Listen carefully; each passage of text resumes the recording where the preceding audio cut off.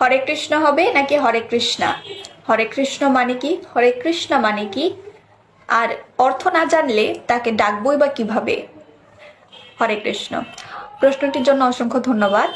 এই প্রশ্নেরই উত্তর জানবো, পাশাপাশি আরও জানবো মন্ত্র অর্থ কি, হরে কৃষ্ণ মহামন্ত্রের অর্থ কি এবং এর সঠিক উচ্চারণ কোনটি, হরে কৃষ্ণ নাকি হরে কৃষ্ণা? হরে কৃষ্ণ। মন্ত্র শব্দটি মন এবং তয়ের সমন্বয়ে গঠিত। সংস্কৃতে মন অর্থ মন এবং ত অর্থ হচ্ছে ত্রাণ করা, অর্থাৎ এই কলিযুগে রাগ, কলুষতা ও পাপমণ্ডুকতা থেকে ত্রাণ পাওয়ার একমাত্র উপায় হচ্ছে হরে কৃষ্ণ মহামন্ত্র জপ করা।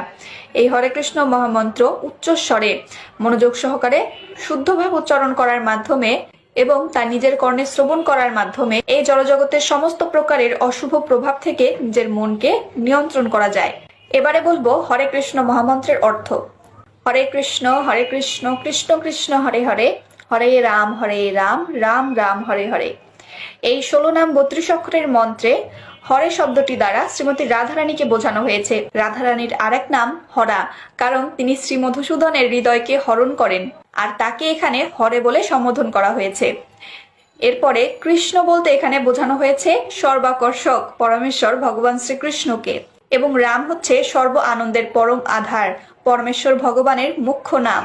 তাহলে হরে কৃষ্ণ মহামন্ত্রের অর্থ দাঁড়াচ্ছে, হে ভগবানের আহ্লাদিনী শক্তি শ্রীমতী রাধারানী, হে সর্বাকর্ষক পরমেশ্বর ভগবান শ্রীকৃষ্ণ, হে সর্বানন্দদায়ক ভগবান, আমাকে কৃপাপূর্বক আপনাদের প্রেমময় সেবায় নিযুক্ত করুন।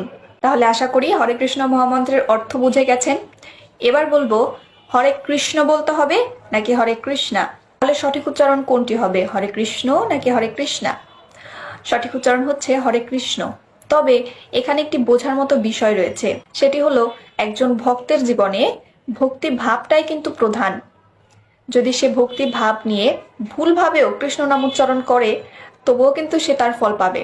যেমন ধরুন, এক শিশু, সে কান্না করছে, কান্না করে সে তার মাকে ডাকছে, সে সঠিকভাবে মা উচ্চারণ করতে পারছে না, তাহলে সেই মা কি তার সন্তানের ডাক শুনবে না? সে যতই মায়ের পরিবর্তে আ বলুক, কিন্তু তার মা কিন্তু জানে যে সে তাকেই ডাকছে। তার মা কিন্তু দৌড়ে দৌড়ে তার কাছে যাবে। কেন? কারণ এখানে কিন্তু প্রেমই প্রধান। ঠিক একই রকম ভাবে আমরা হরে কৃষ্ণ মহামন্ত্র সঠিকভাবে উচ্চারণ করার চেষ্টা করব, কিন্তু যদি কখনো গান গাইতে সময় বা কীর্তনের সময় কৃষ্ণা চলেও আসে, তবে কি ভগবান শ্রীকৃষ্ণ বলবে যে না, ও তো কৃষ্ণা বলেছে, তার মানে ওর দ্রৌপদীকে ডেকেছে, আমাকে ডাকিনি, আমি যাব না? এটা কি বলবে? না, তিনি এটি কখনোই বলবেন না। কেন? কারণ তিনি হচ্ছেন ভাবগ্রাহী জনার্দন, তিনি ভাব গ্রহণ করেন।